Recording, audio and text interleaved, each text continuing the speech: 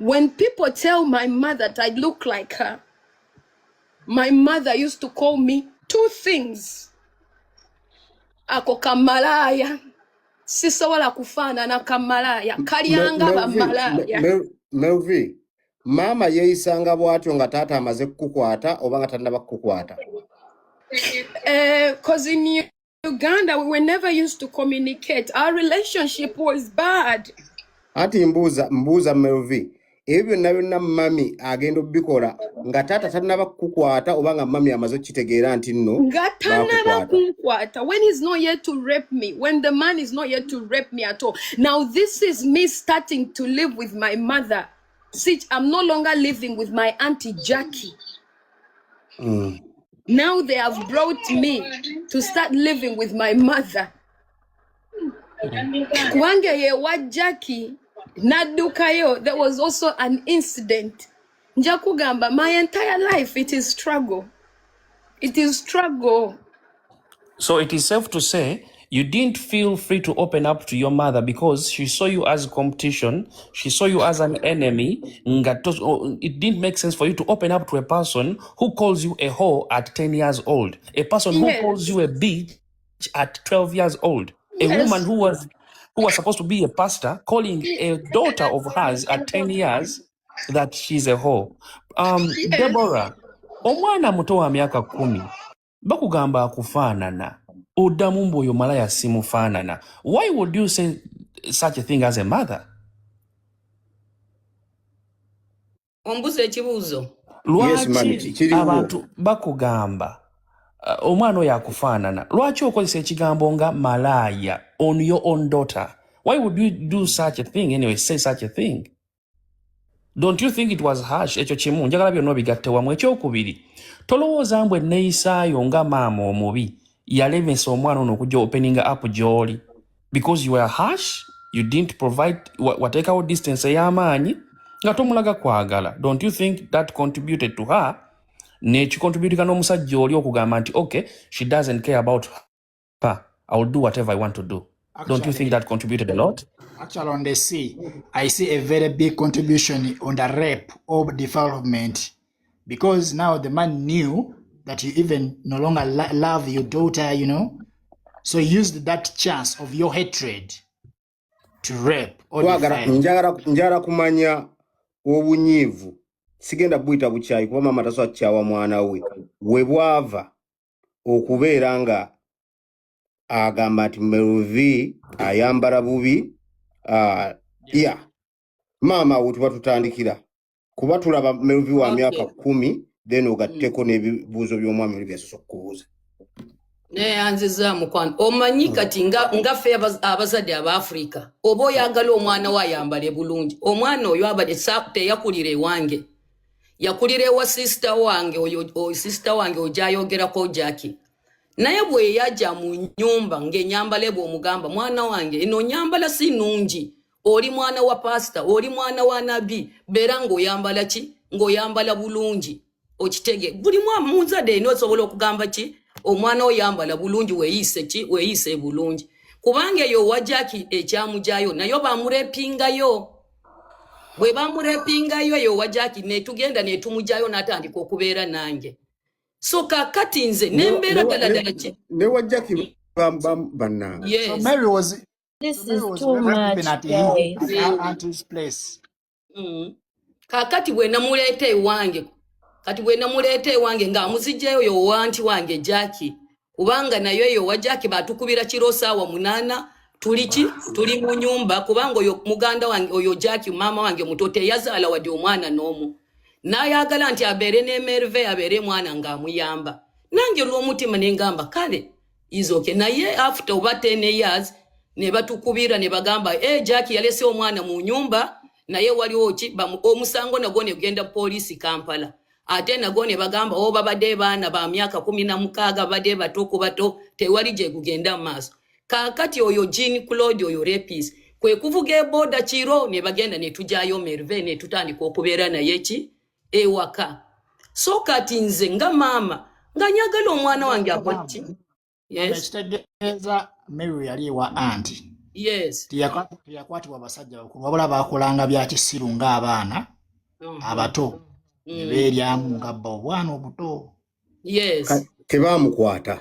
Kwa musajja mukubwa. Oyo kati omusango ogwo gwe bwagenda bagamba nti omusajja abadde wa myaka oba 17 mwana muto tebasiba mwana omusajja wa myaka 17 Uganda. Guys, yeah, ekyo kye badde ngamba njagala Mary ageyogere. Kubanga when it Kati Mary weyogere party eyo. Yeah, kubanga let us don't confuse people. When that thing happened, like she said, I was not living with mom. And today, Jeremiah and Wani, to show you that I may be a child, but I still have some memories. Wani and Jeremiah, they were in boarding school at a school called Namirembe Infant. Jeremiah and Wani, am I lying? No. I'm not lying. Oh, you're not lying. Yes. And me, I used to go at the same school with them, but I used to be in day. I go home and I go to school and I come back, you know? So when that thing happened, during those days, Mama Jackie ali atambuza bitenji nga akolangwa auntie so that tubeewo tunda zi necklace, you know, she would leave me at the neighbor's place, you know, just to survive. But this day, after playing, I came home. It was night. Because after playing, I used to go back home. She will find, and then she's going to find me home. Yeah. It was inching down there at my private part, you know. And as a child, I came crying to mommy because I used to call her mommy. Even my sisters know, Jeremiah and Wani know. I grew up calling the other one mommy. Now my real mom, I call her name. Because for me, this woman did not only take care of me, but this woman showed me a love of a mother. And that's why I used to not believe that she's the one, my mom. So I used to be made. No, because I told her, mommy, down there, it is inching. And she was like, come, let me see. She carried me and put me on her thighs to check. She even took her phone to check. So when she checked, she saw some blood yali evuddeyo. Mami natandika okumbuuza. I believe in by that time, I think I was over 8 years old. I think 8 or 7. I don't really remember how old I was. And then the first thing it came on her mind, she was like, who touched here? Who touched here? Now I'm confused. I'm like, because I was playing with my friends, but I swear to God, no man, no boy touched me. Newankubadde twali tuzanya ntanuule kirindi ye tugende twepene, you know, mugende mwekweke bajje bakukwa, you know. Nobody touched me. Queen's Obando, nobody touched me, you know. And then Mengamba mama, I don't know. In her way of being strict, yakwata akambe, a knife, nateka mu muliro, put in fire, a knife. She took a knife and put it in fire. You know when the knife has caught fire, the way it glows. I know. The way it glows. And now she started asking me, if you don't tell me the name of a man who touched here or a boy, I'm putting this in you. Now at 8 years, I'm terrified because I can see she's holding it. Now, since for me, she said a man or a boy, automatically I was like, okay, if I say any name, that means she's going to drop the whole thing. Hey, because now they are telling me who touched here. No, Jeremiah, let me speak. That part was nobody was there. Yeah, it was only me. Wait, you know, it was only me. Why Merveille was terrified in that particular moment? And Kasokamari is a victim. Yeah, just ngenda awo wenyini wali mukwogera just ngenda okwogera kubanga ayinza ogamba why would you be terrified of your own mother? She's So Gena maso. it was nothing to do with her being scared.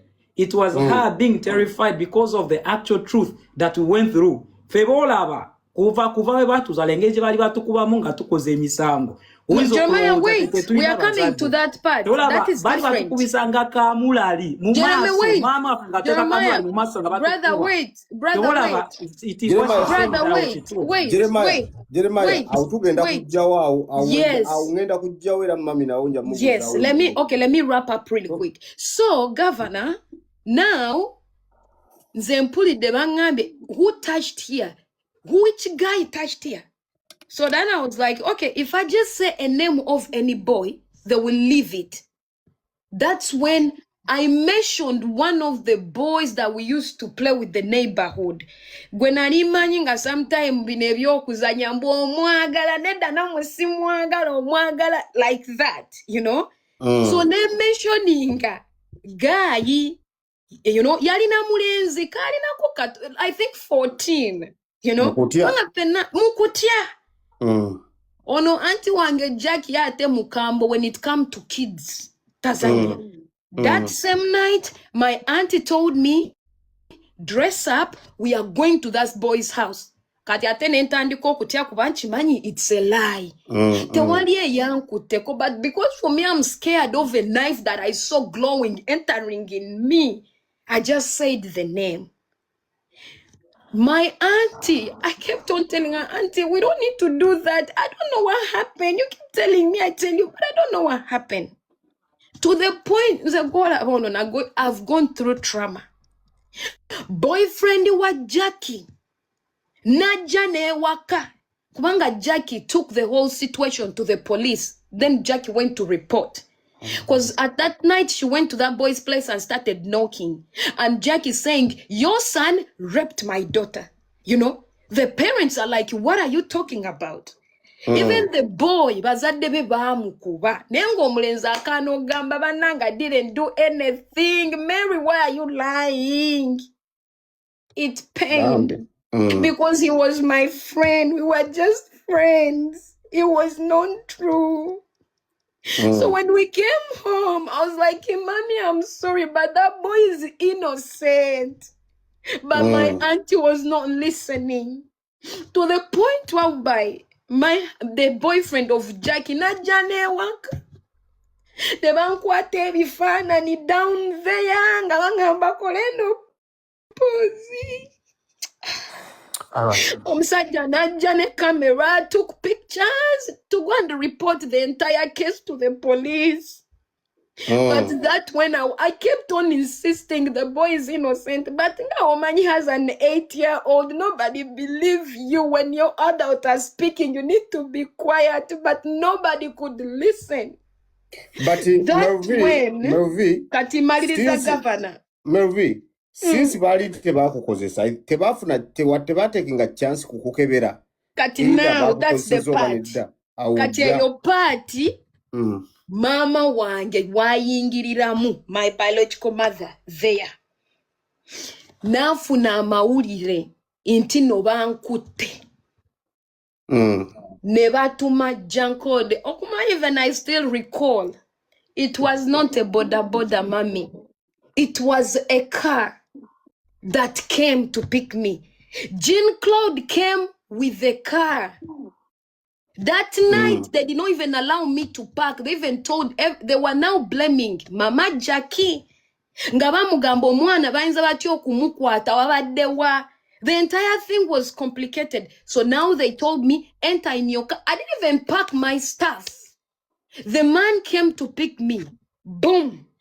Netugenda.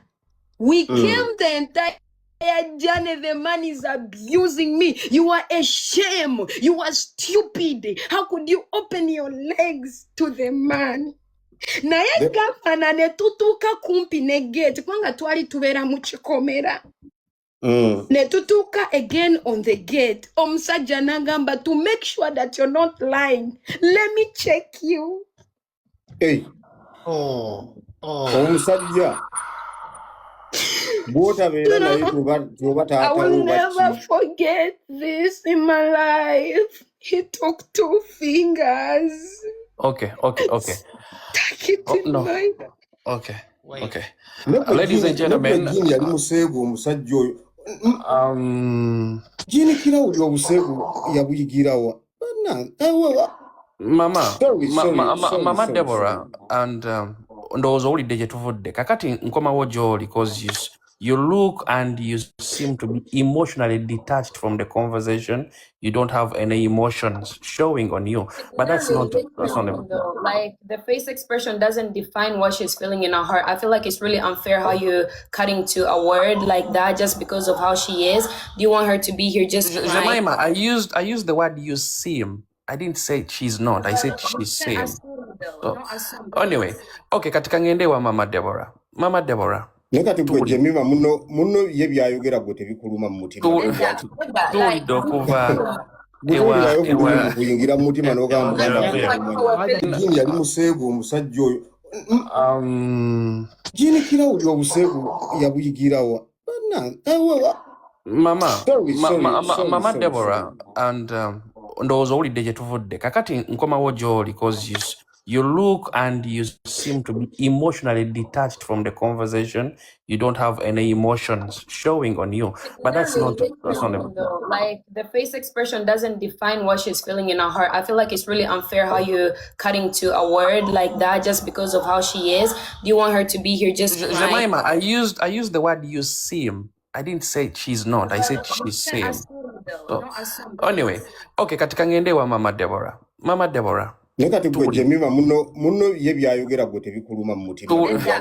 Tuwulidde okuva ewa kuyingira mu mutima n'ogamba Bajategedde kyategeeza. Okay, Mama Deborah ndowooza tutegedde paati eyo kakati tuddeyo wali we twabadde cause equation wagideflect nze n'ogiddukako. I don't know why equation osigala ogiddukako.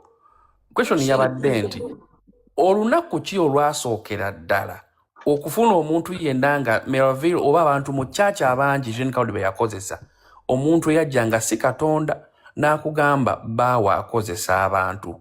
When was the first time you had a physical being talking to you nti baawa akozesa abantu? Sebo nakugambye tewali muntu yenna eyasituka nti aze okumbuulira nga Mami Deborah okuvaako nze mbadde nfuna message y'abantu bonna nenze nabawaawadde naki n'amaanya gaabo bawala bonna be yakozesa. Mukama Katonda bwe yayogeranga naawe n'akubuulira nti omwana we bamukozesezza wayogerako naye. So ndowooza obadde tompulira bwe mbadde nyogera sinzi akugambye nze nayita Merveille mu kisenge ku makya. Mbadde njagala kutereeza mu eno ne Merveille nga bw'awulira bino bintu bwe byasooka okujja mami yes gwe yaleeta message naye bantu bakwegaana naye kati nze kubanga yali ayagala okwebaka nange nga n'emyaka 14 nze nenkugamba nze nkukirizamu kubanga nange yali ayagala kwebaka nange awo Merveille naye bwe yajja naye n'agamba kituufu mami nange yatandika okwebaka nange kubanga akyali 11 years akati awo wajja n'otusabira nze ne Merveille kisonyiwo n'ompa ssente ngule kamera ne ba Merveille nayo noba Wani you're lying. mazima kubanga after that we've been in peace with my kubanga yetonda Mary Silimba era Katonda is my evidence. One a minute. Jeremiah linda Katonda ne Mami Deborah. Kubanga omwana atugambye oyo Mwami Gavana badde nsaba kintu kubanga nze bwe mumpise mbadde ndi mu counseling nze n'abantu kati ndaba ebintu bino mbadde manyi nti ki tunoonya ddala ki tetuli wano okugamba ani mutuufu ani muki banange oba mulaba ddala nze saakola ogwange saawa zino ebintu bino biyisewo almost 10 years ng'ebintu byagwirawo ddala oba mulaba nti nga nze maama kambabule tewali maama asobola okukkiriza ozaale omwana ate okkirize ddala nti oyitemu bino byonna n'omwana wange Merveille entalo zenkulwanidde se byakugamba byonna mbireete wano ku social media oba waliwo ekintu ekiyingiddewo Merveille kyobadde oyagala nga bw'obadde ogamba oyagala ngusasula ezo sente zo ze bagusasula bwe bakurepinga. Nakugambye mwana wange no problem, naye mbeera n'emirembe. Nakugamba dda naye ngamba oyo mwana Merveille nsonyiwa kubanga byendimo na byolimo si bintu bya kusobola okukola ki okubeera nga tudda omusajja namuvaako dda, omusajja namuleka agende mu makubo ge, nange ntambuze obulamu bwange. N'ekimu kye nagamba omwana wange awaliwo bazipoora, musajja oyo muzaddemu baana 10, zipoora talina musango, muganda wo naawe nga ddala ki oyinza gufumbirwa n'omusajja omulala n'omusanga alina abaana. Ensobi z'omusajja toziteekako batobo. Bannange mwena abali wano, nze oba saakola ogwange nga maama, kimu kyokka kye mbagamba, nze munsonyiwe kyokka, kubanga bino bwe tugamba byatandika ddi bya bingi ate bijja kuleeta ddala ki tetugenda kufuna solution. Nze mbadde nsaba Merveille nga ye Merveille kiki saawa zino kyayagala ayagala amukolere nga maami kimuwe emirembe. Question yange kubanga omusango twagutute wano mu kooti Sweden bagugobadda. Kati Jane Claude yeye nini nani ni musango ali wano Sweden yeye kandi sagana Merveille bamutwale ki bamuloping. Nze nagamba bugambi sigenda kuyingira mu kooti nze n'omusajja n'omwana wange nti impoze bya sex nze kunze nga omukyalo omukulu ndaba byansonyi kyokka kye naganira okukola ki okuyimira ngende njulire oba kyekyaluma omwana wange musamujulira kwebyo nze munnange. Ekirimu okuyita waneno, the problem is not about ntino oba Merveille kikyayagala okwogera oba okutereeza, because ekigambo okutereeza kyekintu kyaganibwa dda mu famire. Kuba nze amazima gali nti esinga okunyiiza mu famire yaffe tulibanamu ba hypocrites bangi mu famire. That is the first thing. Era nze bino ebintu byonna byonna bwe byafuluma navaayo neŋŋamba buli omu from the beginning nze yalabikanga sitaani mweno family. Kubanga nze wenkwata side mbasagala bintu bya kukyusa side, kubanga leero omu agenda nawulira kino enkya zi emotions ne zibakwata ne bakyusa side ne bakulaga leero tino Merveille tukuuliriza bannange muganda waffe biki mwana wange enkya if it's against their own interest ne bamuvaamu. Ne Merveille nayo it's the same thing byabadakola. Era nange namunyigira nange ne mugamba olina okuyiga okutwala side emu ey'amazima olema okubeera nga kapira leero bajja kutandika kukoza your emotion against you when things stand, because you never heal obanga ogenda like in this kind of situation running back and forth. Olaba nze byempuliddeko waneno kubanga mbadde siriwo like when everything was going on, byempuliddeko waneno nga nzijja. The first question that one of the brother over the come asked Merveille, why didn't she come to Mama and tell her the truth of what was going on? Echechibuzo che nandiga muchibuziza omuntu omufu. Like the first question, the right person for you to ask is our big sister Wani. She was older enough. She was the first victim. Yes, for her she was never raped. Nainga, she was the first victim, but she was older enough. Yeah, in a relationship with our mom. Merveille in a relationship with our mom because she was like yene anti wafe. Baba ebya byadinga byakoza gundi. Byakoza ngoye bichi. Even by the time we left Uganda, abantu bali mami ekayeka yakyogeranga amaso g'abantu mu kanisa. Ngagamba n'abantu ti mubana bange bonna abo bali akawala akagenda okusooka okutwala olubuto kesimanyi ku Merveille. I am a victim before God kino kiswerinze Katonda ye mujulizi wange. Mami yakyogeranga ewa abantu n'aba ngalangira Merveille ti ye muntu agenda okusooka okukola ki n'okuweesebwa olubuto outside of marriage. So as much as you people mwiza ogamba mbuno ebigambo bimala it just happened, but this is not everything that has happened to Merveille.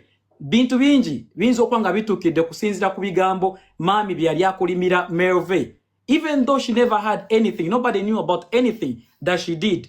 The first question that buli omu kyeyabuuziza ne mubuuza Merveille, lwaki tewakola ki? Lwaki tewagamba maama wo? Bino byonna ebyali bituukawo. Lwaki temwabuuza muganda waffe omukulu? Lwaki ye teyagamba mami? Kubanga maybe if she had said her part when we were still in Uganda, maybe these things wouldn't have happened to Merveille.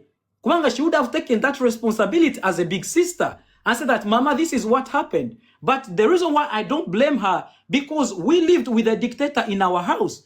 Nti ono musajja kastoyogera kwe ekintu kimu yeka yali asalawo buli kimu natuuka akaseera nga omusajja nali ngenda nakwettanze kanzeka mweye nyumba nga the reason why I felt like crying and njagala kwetta mweye nyumba, it is not because of what the guy was doing to me, but the fact that omusajja byali akola mu nyumba nga ne mama waffe aliawo alaba amanyi amazima nga taswa nakola n'ekintu n'eki nechimu ngataswa na kuogera ya dega mambu tokwata bana bange tokola kino bana bange mama ffe ngabiraba buli kimu kyona. That's what really made me angry. Era we nagamba anti wa 4 years ete nemugamba ze mumpaka ambenete because siso akubera mweno nyumba ngo musajja tatu agala nenga mami waffe neta ina kyakola ki kyasobola okola out of all these things. And that's why I say sija ku blaminga waniti rachi waniti te chogera wati yaja na alopa ewa mami wetwali Uganda nti jango lope ogameti no oyo musajja agala kukwata sija mu blaminga because ze manyo musajja engeri jali yeyisamu n'ebintu byali yakola mu bino byonna nze nasula ku street nga mama nga ine nyumba mama ngitaina kyasobola okola omusajja nkuba nenziruka nengenda ngensonga enzirusize waka lwakuba nyimiriddewo okulwa mama wange gwali mukuba emigo nengamba toja kuba mama wange ngandi wano naye kasaba Teresa ani gwe bako ani fuko mubi nzafuko mubi nzafuka sitani mu nyumba nzafuka buli kimu era bino baja lero tuyina obuzibu mu family bagamba Jeremiah gwe basinga okwagala engeri je ensonga eretrantino mama ange yanjagala nnyo kubanga nzi ayimirangawo nenjogera nga buli omuntu asobola kwogera. That's one of the reasons. And the other thing is because it's just na ina magezi musomero nga ndeta ne results enungi kuva ku somero. But the most important thing is yenjagala abantu manye ntino sagala muntu aje walene kutandika ku blaminga Merveille kuragundiye kubanga teyayogera kino oba Merveille teyakola kino nekino nze njogedeko from the beginning ngamba family yaffe yona tuyige okutwala ekintu bayita responsibility kye kintu mama affe kyasema ndoza okutegera okutwala responsibility. The only thing that we keep on doing playing game blaming game cholanze sija waneno kutikno ningamba Merveille yakola kino o Jemima Rachi Jema tokola kino Rachi Dokas tokola kino sibyogere ebyo byona Rachi because I know everyone there has been manipulated. All of the siblings they have been manipulated, and the one problem that everyone has is that tuina kine kintu sija kulimba. As much as I love the word of God and I read and I really dedicated to the word of God, naye ekintu baita religion ate kyatuletera ensonga endala okusonyiwa buli kimu kyonna kyonna babaga manipulating kwitira ku kigambo kya Mukama. Bino byonna ebituuse wano tuuse wanene tugamba nti mpulide mami agamba mbuno yaleta message eya Merveille ne bino byonna amazima tugamba tuogeza amazima bya bulimba bino webyatandikira okumama okutegeera ntino bawe ali mu cheatinga byatandika nze na mama sijja kwogera mazima sijja kulimba byatandika di bino ebintu byonna byatandika mama yajanga nayogera naffe nange nze ne Anita from the beginning wetwali gonde in town home mama najja nayogera naffe nagamba ono musajja takwata simu yange ono musajja tali mukola kino buli kimu nze kenyini yamugamba mami lekera akuberanga obuusa buli kimu omuntu don't judge a person unless you have a proof of what that person is doing. Inze ya chigamba mama nemugamba togenda akola ki to judging omusajja oyo totanika okutanika okuloza ebirowoozo ngatana kuwa obukakafu bonna ntino ki oyo musajja alina kyali mukola nenga we yagenda ngekongo omusajja takwata masimu omusajja esimu ebera ofu najja natanika okuleta like ensonga zonna mami ngaja ngakabira waffe ngafe tumugamba. Then out of all that kind of information ebyali biyitawo for me I don't even know gana mazima simanyo bayali message oba just ya kyali gundi ekirozo ekuvewa mami yatuka kasera na approaching abantu one of these girls nabagamba nti about what she feels about this situation. Then through one of those girls that she's the one who first came out, she admitted her truth. And then from there, buli omu nadyoka atandika okujja ng'ayogera mazima ge. Nenga mazima mutandika tegaja nga message. Then after nga abantu batandise okwogera mazima gaabwe, mami naye natandika ofuna message. messages nazo nezitandika okufuluma eno message eno tu amazima nkanawe kenyini nyino olina amagezi osooka n'otuuka akasa n'ogamba amazima eno message oba bino bigambo byo eno message oba obifunye ew'omuntu wali abantu abalinga mu kanisa at that time ngaba n'abantu bajja ne bakubira mami essimu ne bagambye mami baawe twamusanze wano baawe walina omuntu gwe yayise mu hotel mweyo hotel baawe gye yainvite ono muntu twamugoberedde ne tumukwata videos era ne videos ne bazisindikira mami we bamala okusindikira mami ezo videos mami tajja agamba from straight away nti basindikira videos straight away ajja mu message buli omu ayogera amazima ge era ombanga mugambe bunno nzize kwetonda wetonde tutegere tukiriza ati no yenzi nakola omusango gwange nganzo omuzadde era nekoze eki netonda naye tewoja wano notandika okuleta ensonga ono yalimba ono yakola kino bano be baneegayira bino byonna bya bulimba kyoba mamba Merveille siriko toddamu kaba nga bali waneno because bamanya amazima go. Brother Jeremiah, nga engeri yogedde nga gwe tonabakubira polisi nze yabayita nera nembagamba right. Jemima muganda wange nani ngebasabye mbasaba bajje bakomewo era bambi nsaba governor tumalirize munanga kayimba nkasimye nnyo naye baningi tusabye bakomewo kulwaki governor ngamba kubanga njagala nzire mu Jemima always ne ku podcast nalabye nga abantu akyogedde nga Jemima agambye nti no why did I allow her to be attached with this man, okay? Naye okumanya nze golaba I have evidence bona bagamba nti abo bazipora I don't love them, but do you know at 18 years old here in Sweden pregnant with Dale they took me in jail for detention. They took me and this thing happened me trying to protect my sisters, me trying to fight for my sisters. Wani has told the world that I've always abused those girls. But when you check my TikTok, for the people, the old you have always followed me, check on my page who has even ever talked about taking the kids in the system apart from me. Jemima has a TikTok, but she has never talked about that. She can create an awareness, but she has never talked about it. Wani has a YouTube channel, but she has never talked about it. Dorcas, the same thing. The day again I opened up to my brother that this man, Yankwata, because when the first time I opened up, still my mother made a decision to bring him. And my mother made me feel like I'm the one who was at wrong. Because the governor fenat causes samazima, imagine coming and they tell you that bakulabye mu muliro gwa sitani. I'm still young. I was still young and my mother coming telling me that she saw me among with other girls. We are burning in hell. Because of what that man did to us. And remind you, we grew up in a religion, in a Christian family. Immediately, governor, I kneeled down and I asked for forgiveness. And I told mother everything. But mother took me to another pastor. You know, they said that they should remove that I was possessed, I'm cursed. And the pastor, again to show you that Wani has always known the truth. The same man, for the people who follow Wani, you saw her in her vlog. She posted with the man saying that she's cooking for a family. Or your pastor Wani Gwebali Denaye is the same man that my mother brought to cast demons out of me. But again, the same man wanted to manipulate me. The same man also wanted to sleep with me. But again, when they took the sisters, now my mother disappeared. I'm thinking Jemima and Dorcas, they are two people alone with this man.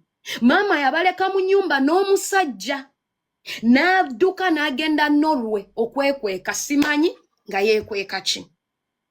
Me having that sister protection, me being scared, that's when again I called my brother. I'm like, please, Jemima and Dorcas, they are not safe.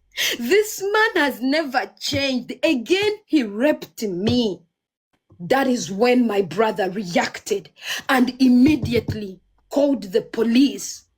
But okumanya mami wange, I feel like she has always knew, because I remember even one day yasanga omusajja no Sweden ngali mukugulawo ekisenge kya Jemima ne Dorcas ngali mutawero Wanji? yes.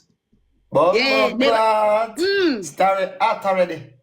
She found the guy in a towel coming like from Dorcas and Jemima's room.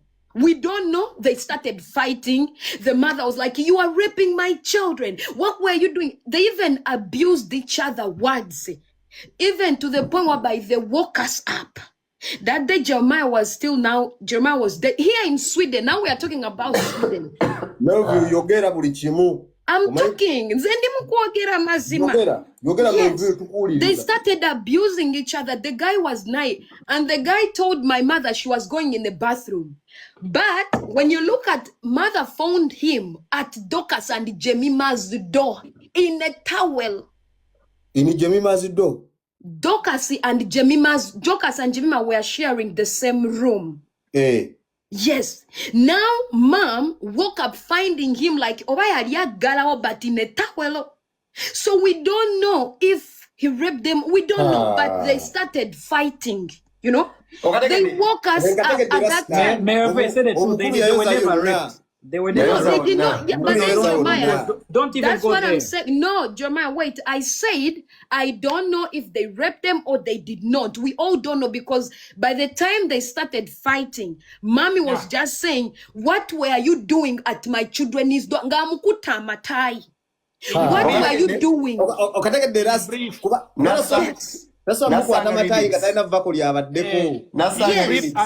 Yes. Those are all And then allegations. that's what mommy started shouting, and the guy was like, what do you say? I was going in the bathroom, but the bathroom and Dorcas and Jemima's door, it is far away.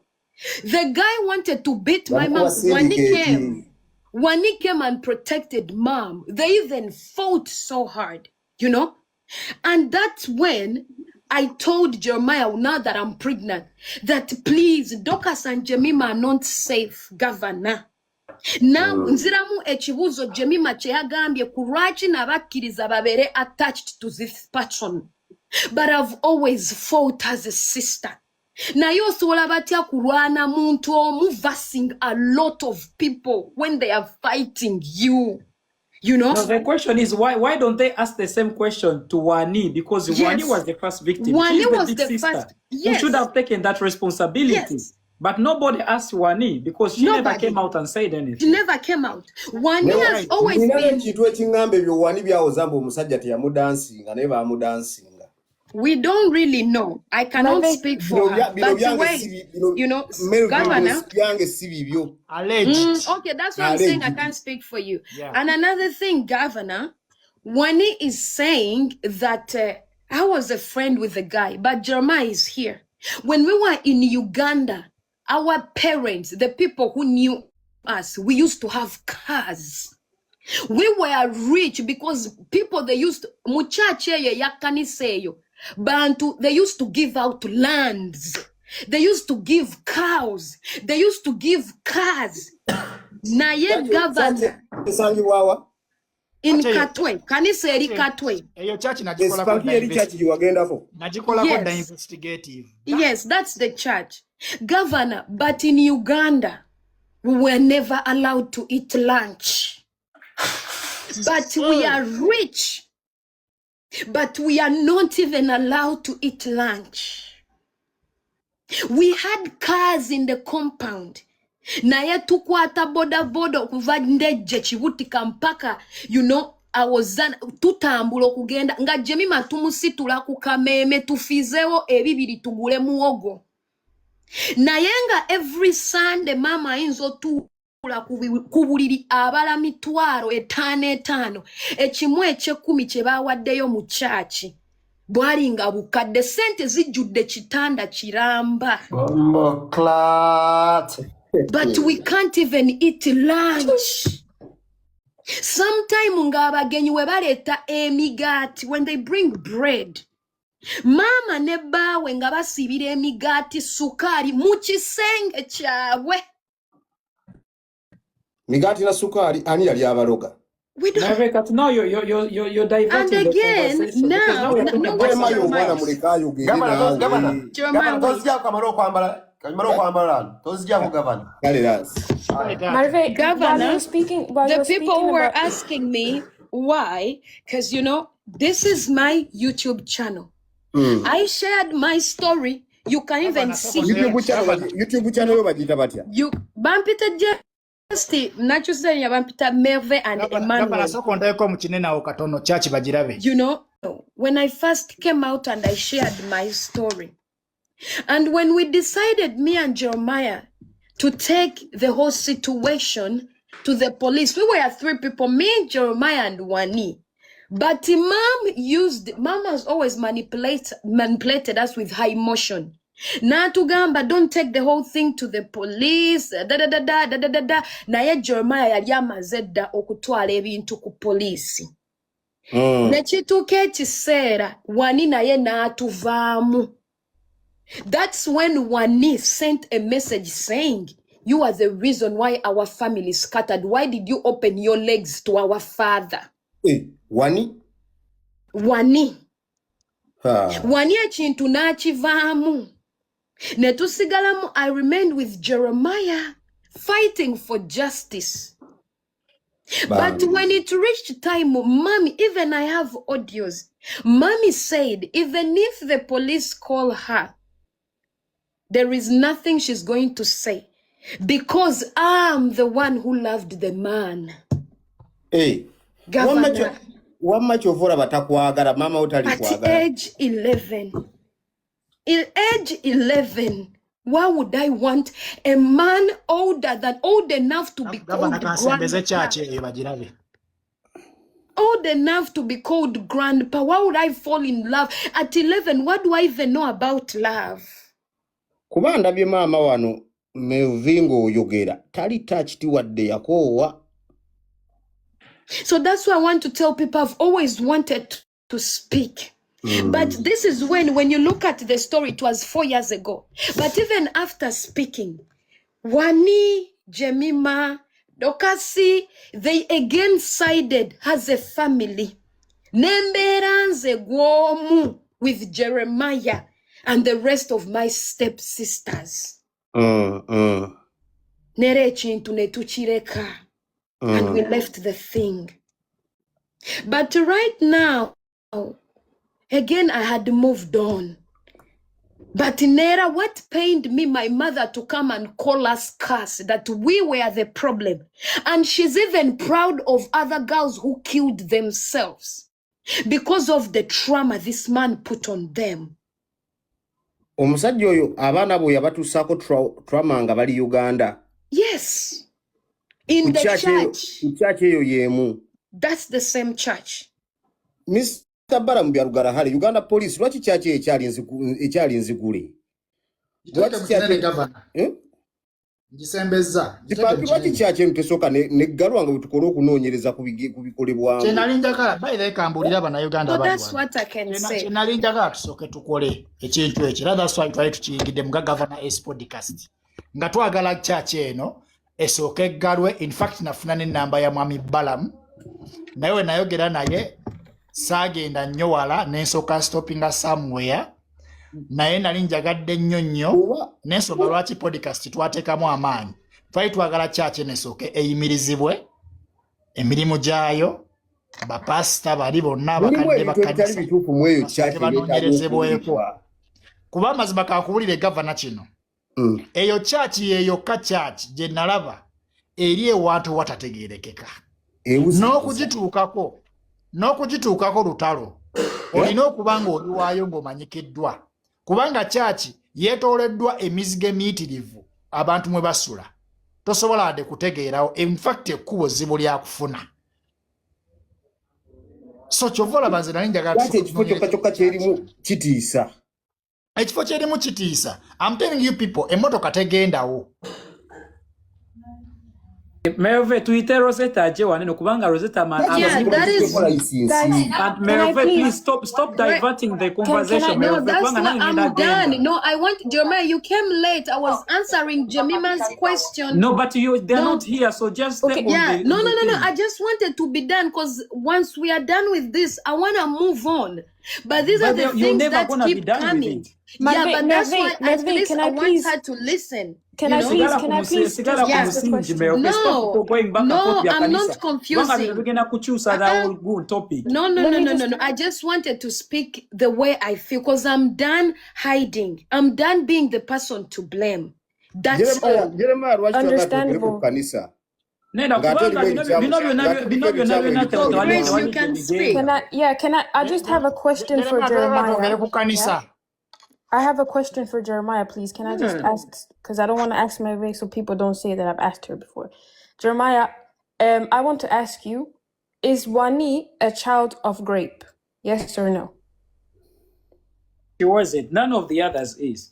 Okay, so this is why I want you guys to understand why Merveille is tired the way that she's tired, right? Because when I was in the live where the sisters were speaking for 3 whole hours, and I just knew that something like this was going to happen. So I recorded the whole conversation because I didn't want them to come and say, we didn't say that. This is Wani herself saying that she is a child of grape. And if somebody can lie about something like this on their mother, I don't want to hear anything. I just want you guys to listen. Okay, much better. But anyways, guys, so I told him wow, I'm losing my mind. But anyways, I told him okay, Dad, are you gonna still be there for me? Are you gonna still support me if I say no? He said, of course, I'm not forcing you. I'll show you the paperwork. And I told you, I was saying that my mom, she has been busy. She was always out and about, because she was the breadwinner of the family, even though my stepdad should have been.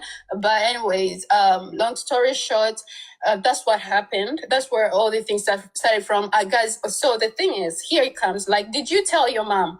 Okay, so my mom, like I told you guys, this is a generational thing. My mom has been hurt, okay? You cannot show people love that you've never experienced, that you yourself do not know. So for me, as a mature person now, I understand her, why she raised us up the way she raised us up, because our mom has never been there for us emotionally when growing up, but she provided, she gave everything we needed. So, and that side, I really blame her, but I really blame her because I felt like growing, even when, guys, let me tell you, when I was 12 years old and I got my first period, okay? I got my period and I kept quiet at first. I didn't talk to my mom about it because my mom, I think because of how she was raised with me. So to me, I grew up feeling like maybe because I was a mistake, she was raised to have me. Maybe she sees that I ruined her life, maybe that's why she treats me the way she treats me, because I don't know, I feel like every little thing I did, my mom would just be on me. I did not have breasts at 11 years old, but sometimes when I would be in the living room playing with the Jemimas, my mom would be like, why are you you're too grown to be jumping on And I am playing this to say, if somebody can come online with 9,000 people listening to them, and they can openly on the internet say, when they know that their mother was not raped and they are not a child of grape, you are not okay. And therefore, everything that you say is dismissible, because you cannot go to court and say something and the court is going to believe you because you are a person that could sit and lie on the internet like this. That is all I had to say. And I am thankful that I wanted to ask this question when they were here, but unfortunately I didn't get the chance to ask the question when they were here. But I want you guys to understand the way that they are manipulating the situation to make Merveille look like the bad person. Please, guys, we are all grown adults. Use your brains, because it makes me so angry that I have tears right now because Sorry. I don't know. Sorry, Grace. So don't cry. Thank you so much, Grace. Thank you. And you, Grace, do you know me? I know you from I've anywhere. never met you before, but she's the one who opened up the petition. She doesn't know me. I don't know her. But Wani, she's educated, you know? And she's saying they've always supported me. Every time we try to do this thing, we fight this thing, I'm always the person to blame. I'm always the one with Satan, devil. And that's why I'm telling you, someone like my mother leading the church, what is she teaching to the young generation? I'm a mother. Wani has claims saying our mother does not know how to show love. Love is not something they teach you. Love is something, you see me, I've gone through trauma. But right now, ndi kampi, naye agawala ikwata kuddeyo, nja kuwanvuwa mbere nga Goliath. I will fight for my son, because it is my job as a mother to protect my son. And if me, Merveille, I fail to protect my son, who else is going to protect my son? You know? And that is what I wanted them to understand. But even up to now, she's still proud saying that it was the devil, that I'm cursed. And she's still saying that it was God who killed those other victims who were manipulated by the husband. We don't know. They just that we just got information that some women in the church they died because this person did not only was raping girls, but even married women. Governor. I don't know. Kasoke Linda ko Merveille. Waliwo ekintu kyoyo kasoke nambulule ekintu mwena kye mwabuusizza amaaso. Mutegeere maama wono Merveille yaani ne taata we nabo kibona bo kyaba beetoolodde. Tugenzeeko mu kalicha katono. Mujjukira bulungi nnyo Merveille watugambye nti baasalawo bayoche ennyana oba ente nga namu eyayaane mujjukira waawo. Ekintu ekyo mu Buganda omuntu obasamize be bakikola. Era ekintu ekyo kikozesa ebintu ebyo kwe kulaba nga basaddaakira ebizibu byabwe bye balina mu famire kikolimo. Oluusi bakikozesa mu nte naye in most cases bakikozesa nnyo mu ndiga. Endiga bagiteeka ku mpunga namu ng'ekyali namu ne bagiteekako omuliro n'esaanawo yonna n'ebuukevu ebizibu ne bivana mu famire byonna ne bigenda. Kiba kitegeeza bana abantu ekituufu balina face eraga nga mbuti balokole naye they believe in other stuff ng'ebyabaganda ebyokusamira ebyo ebintu bigoba bisiraani bigoba bipali bigoba buli kimu mu maka gammwe ebyaddala w'okikola ebizibu byonna biggwawo. Era mazima gali nti bwekiba nga kiri nti kyaki eno yalimu ebizibuzibu ng'ebyo kino mbabuulira mazima wabeera nga okwolesa akammwe engeri gye mwali mukolamu ebintu byammwe mu kyaki eyo nga byalimu engeri z'abajjajja. Trust me, tewali kigenda kuggwaawo wakati wammwe ne famire zammwe not until that is done. Mpaka ekintu ekyo mbu kirikolebwa because I know it, mbimanyiiko nali mbibaddemuuko.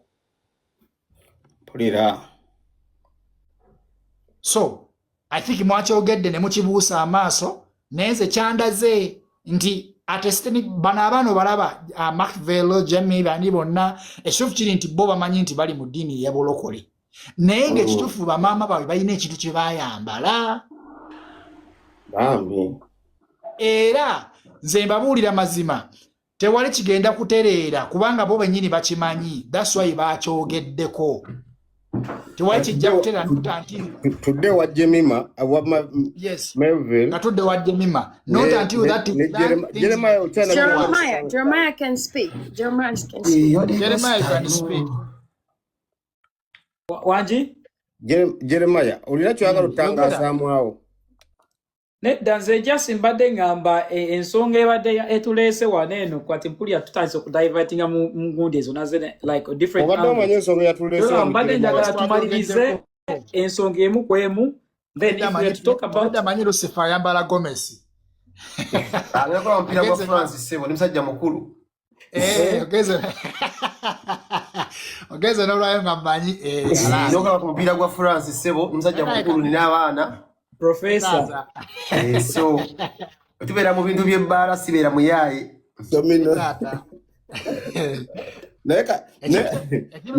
Ekintu kyenjogedde gavana ekintu kyenjogedde temukibuusa maaso era nejjami anyway kati ffe kye twagala kumanya era tumanye ekizibu ekiriwo kiggwawo kitya kuba nze ndaba amazima amatuufu eno famire yasoba terikwatagana waliwo akakundi akeeyawulamu ko ne kagamba ffe tuli ne maama kati Jeremiah ne Merveille nabo bali aba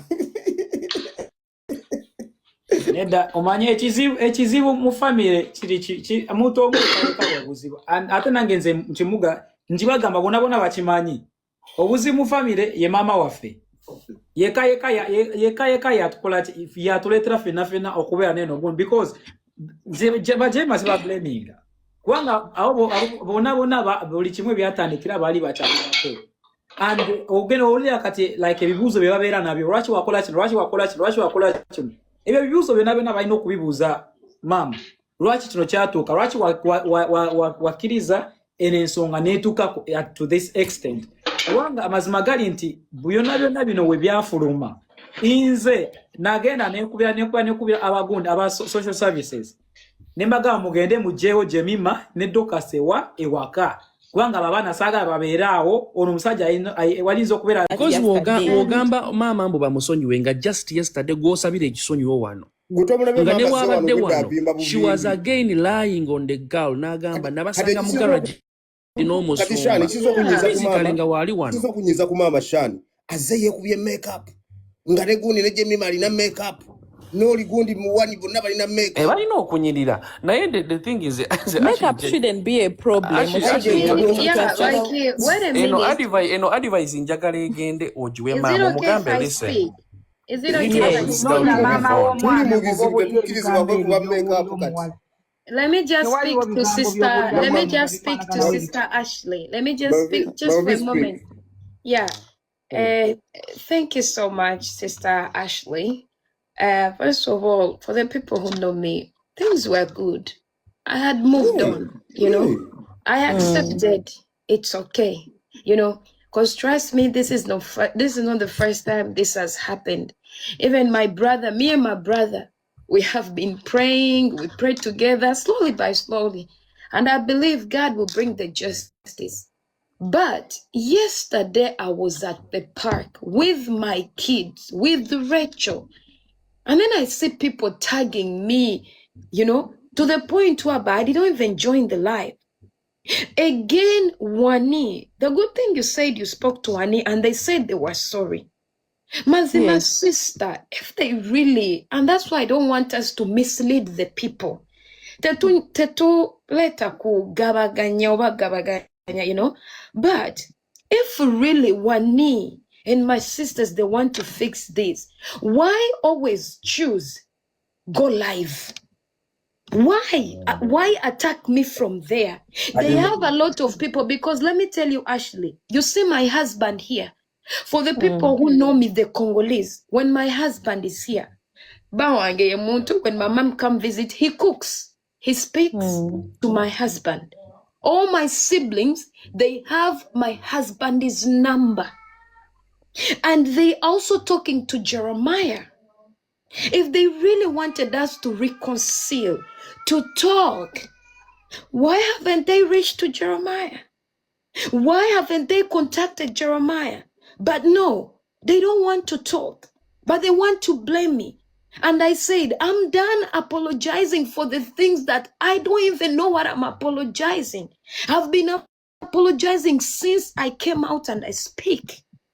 And every time I try to talk to my siblings, like Jeremiah said, my siblings are not to blame, but it's my mother dividing us. Twatuka ekiseera n'oyo Jeremiah nga mama afa agambye Jeremiah agenda kufa. Jeremiah mulalu. Yes. Jeremiah, am I lying? Jeremiah, am I lying? No. We reached to the point whereby we are not even talking to Jeremiah. Why? Because Jeremiah ava mu church ngagamba tagenda bera mu church engeri mama jayisamu abantu. Mama abayina sente bokka baasabira. Abawayo ekimu eky'ekkumi baasabira. You know, Jeremiah tried for a long time to fix things. But every time Jeremiah speak out, always Jeremiah is disrespectful. Jeremiah tazimbirangako mama. Imagine right now, Jeremiah is still studying. Naye mama yagala Jeremiah amuzimbira amaka. Jeremiah ta owning adene motoka. Kati ate sente ze yajjanga mu busumba yaziteekanga wezi nnyo. You know, look, Governor Ace, mbade nechiteso mbade nechiteso. Engiri je wafuka already. 1 minute, Merveille. Already Governor Ace became like part of this family, and also Kampala Files. I don't know where he's going. How about yes. How about look? How about this is my suggestion. Yes. Okay, what is Zakatini? How about we select like a committee of 10 people and speak about this? Okay, you know, in details offline. Okay. We set this family together. How about we do that? Because at the end of the day, we are looking for the betterness of Merveille. No, they can. They can. That you came, Ashley, please. Ashley, just 1 minute. Is that okay? Yes. Thank you. Merveille, Sangonini, how are you, my dear? I'm okay. I'm going to speak. My name is Patricia Seungu. I'm going to speak as somebody who has been raped before. I have been a victim at a very early age. I was actually raped at 5. I'm so my sorry. My family, don't worry. I am going to give you my advice. It's entirely up to you to think about it or ponder. Sit against ye gospel truth. But I have been raped. I have been a victim, and I have written a book about it. Everybody knows about it. I even launched the book at Serena in Kampala, Uganda. The book is on Amazon and all that kind of thing. However, when I got raped, my family did not believe because I was a very stubborn child. I was such a very stubborn little girl. I was always playing with this one. I was friendly with the other. And honestly, they took me for a ride and they decided that it was my problem. Everybody knows my story because I ran away from home at 14 and went onto the streets in Kampala. Unfortunately, Melville, for me, the first man I slept with as a date at 17, I got pregnant with Monica. You all know the story, those who have been following me. So it like literally, I first slept with someone as a relationship and I got pregnant. Bang! And the guy was not there. Bang! I am in Kampala. I am not with my family. You get my point. However, sagala kuzanyo mubikadde. What has healed me, because I was bitter. I was angry. I wanted answers. Remember, my brother is an MP. They wanted me to shut up. You get my point? They wanted me to shut up. Don't talk about it. Because in Uganda, it's a natural thing. They tell you, Sirika, basonyi webireke. But I got down on paper. And this is what healed me. Because everybody knows Patricia, the happy person. I'm this, you know, always everywhere. And, you know, like there is nothing that phases me. Until I got my pen and put everything on paper. I was helped. It's not me. I had a writer. I gave them the story and they wrote the book. And everybody read about my story. I realized actually, abantu banja babera raped in the family. Stepfathers, they were raping abana for a long time. Ba uncle, ba cousins, never Uganda babana, they were raping her for years. Unfortunately for Uganda's culture, we rape victim, go fuka problem.